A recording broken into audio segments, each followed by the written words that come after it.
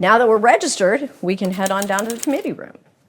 Now, depending on a variety of factors, this hearing could last anywhere from 10 minutes to 10 hours. The committee could hear one bill or they could hear 20 bills. The chair could decide to take the easiest bills up first, or they could do the hardest one that's going to take the longest. If you ask the author of the bill, they might have some idea of how the chair plans to proceed. You could also ask the committee staff. Who? We'll talk more about them later.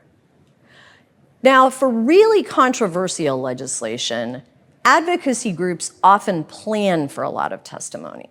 That can include reserving a space in the Capitol for advocates to hang out while they wait, maybe activities like a rally on the Capitol steps. For a hearing like that, you'll probably get a lot of advance notice from the organizers, and there will be volunteers in the building to help you find your way around and keep up with the hearing. But let's assume this hearing is not that kind of hearing. Let's assume in this hearing, you're the only person you know who's testifying. There's a long agenda, and your bill is not the first thing on it. Your author's very busy today, and the committee chair said they'd take up the author's bill whenever the author can get there. The hearing starts at 10 a.m., so we can just assume the committee is going to have to recess, which means take a break, and go to the floor of the chamber at some point. That means they're going to have to come back and finish the hearing after lunch. So with all of those caveats, let me give you some pro tips.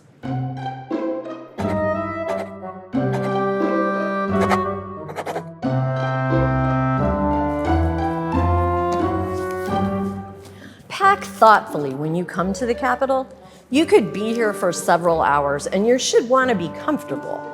For starters, you're going to want to bring devices that you usually use, your phone, a laptop or tablet. Be sure you have your charger with you. Now, I think it's a good idea to bring a water bottle. You can get it in the grill, but they're kind of expensive. And if you're going to spend money, I would spend it on one of these handbooks that has your legislator's phone number and room number in it. I try to bring something for a headache in case the hearing gets spicy. And you're going to be walking a lot, so you're going to want to be sure to either wear or bring comfortable shoes.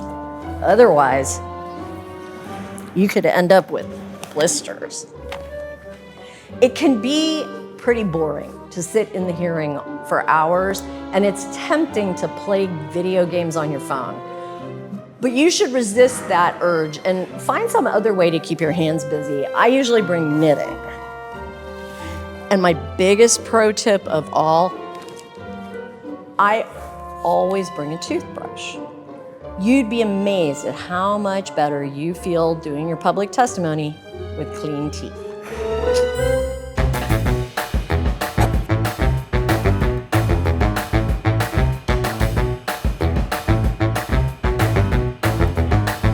When the committee recesses to go to the floor, the chair will say what time they're going to come back.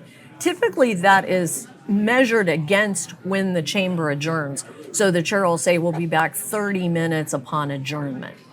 So that means you're going to need to keep an eye on the floor so that you know when it's time to go back down to the committee. And you can do that online. You don't have to actually go into the chamber.